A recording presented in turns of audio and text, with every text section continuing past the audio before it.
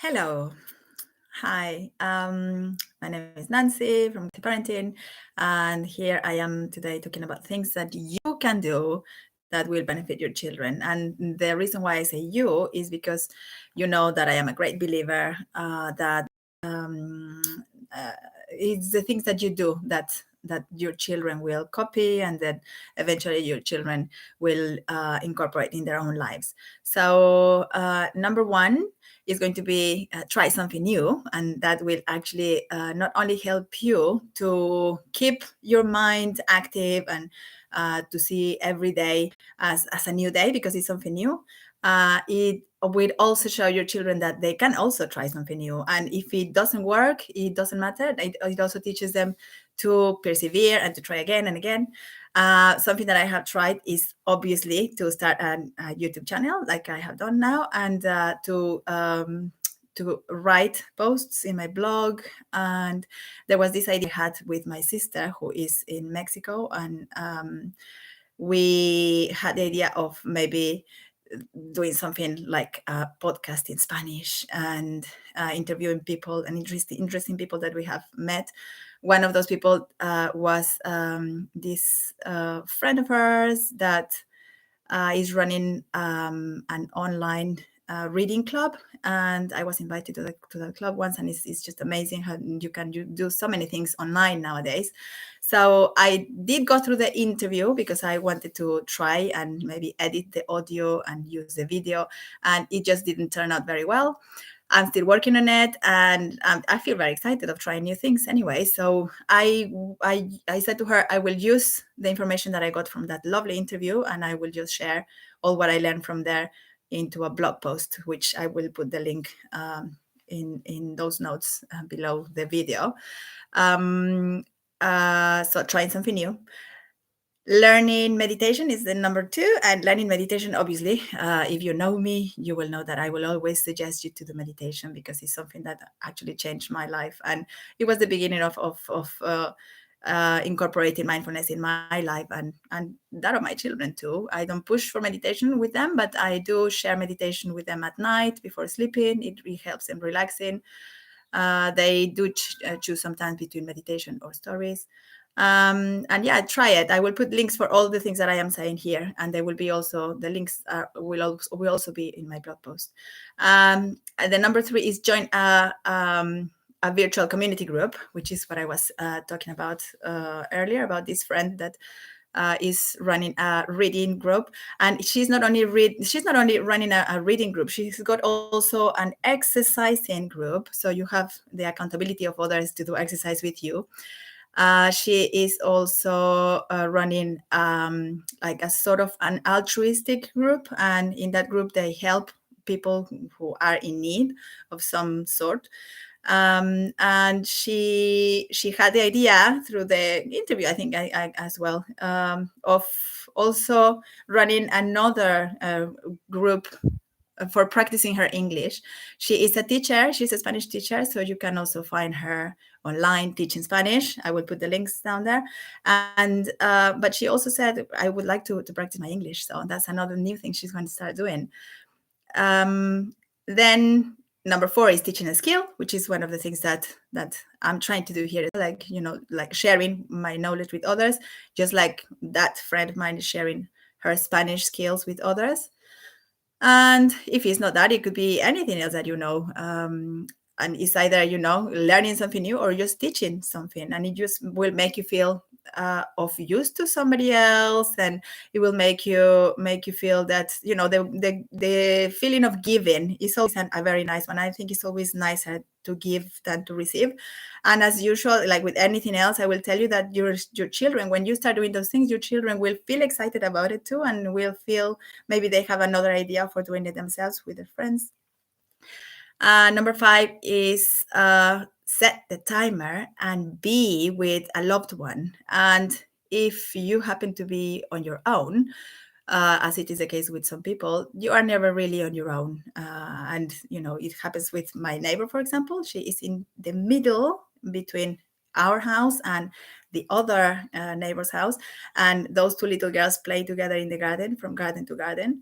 And when we see our neighbor called Sandra, they are always obviously chatting with her as well. Hi Sandra, how are you? And they even like put her into their game, like when they play I Spy, and they're like, I spy with my little eyes somebody with gray hair, and they go like, oh, I know, it's Sandra, and they go and look for her. So you are never really alone. And set the timer. When I say set the timer, is because you think that you are with people that you are confined to your house right now with. But if you really, really, really reflect and you think about it, you are, you think you are with them physically, but your mind is always somewhere else. Your mind is either in the news that you heard yesterday, in the worries that come up in the future, and we are constantly in this back and forth, back and forth. And it's not until we actually have to focus and we really consciously make our mind to be in the place where we are in the present, when we really can say that we are with them. So you are 24/7 with your children or with anyone that you are at home, you are not really 24/7. Your body is there 24/7, but not your mind. So that's why I always suggest that set the timer, and I have suggested it to many parents. If you set the timer only for 5 minutes, you could even set it up for 2, but give it a try. Set the timer, and you will have to restart it every time that your mind goes somewhere else. And the trick is to start consciously training your mind to be where you want it to be, and that is the beginning of incorporating mindfulness in real life.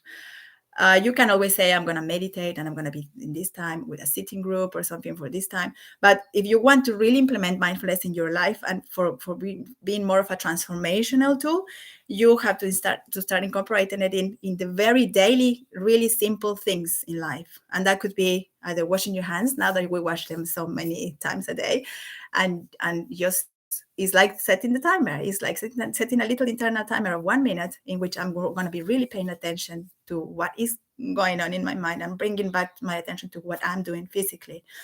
So set the timer with a loved one. I love doing it with my children, and we can go for 5 minutes, 10 minutes, 15 minutes. You're a pro, you can go for 20, and you can set it up for higher times. But honestly, like, start with 2, and it's all it takes. You're starting with little minutes, little amounts of minutes a day, but you have to do it over and over and over and over, because it's the only way in which your neurons will actually be connecting in a different way from the way that you normally connect with people.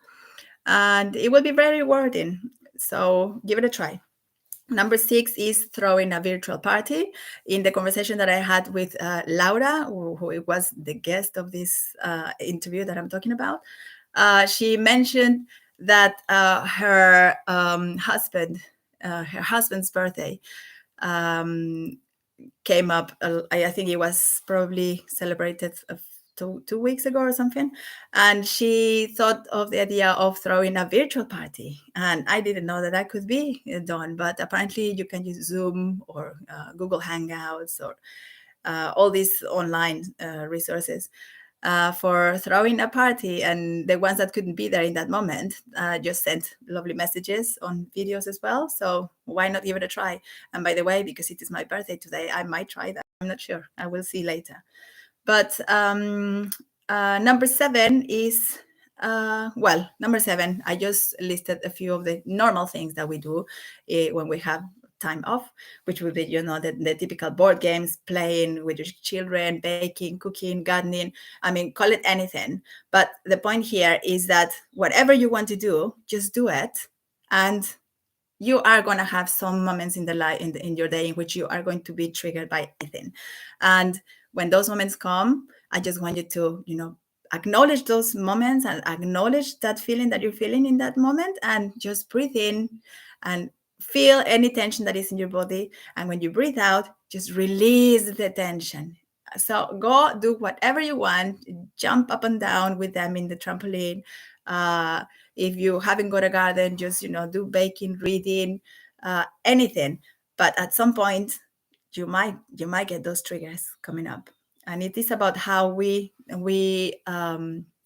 manage those moments, those challenging moments in these days in which we have to be indoors, and how you fall down and get up again. It's just like that. You're gonna have these little moments in your day in which the relationship breaks for a bit, and then it resurges, and then it breaks for a bit, and then again. Is how you mend those broken moments in your day that will make your relationships stronger.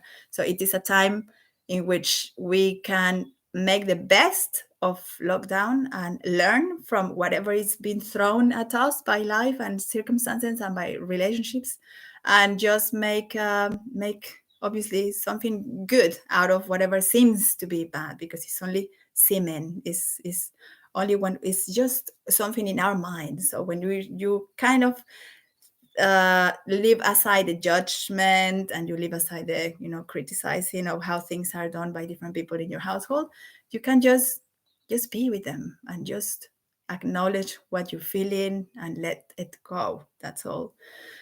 And so I think that was the last one, number 7.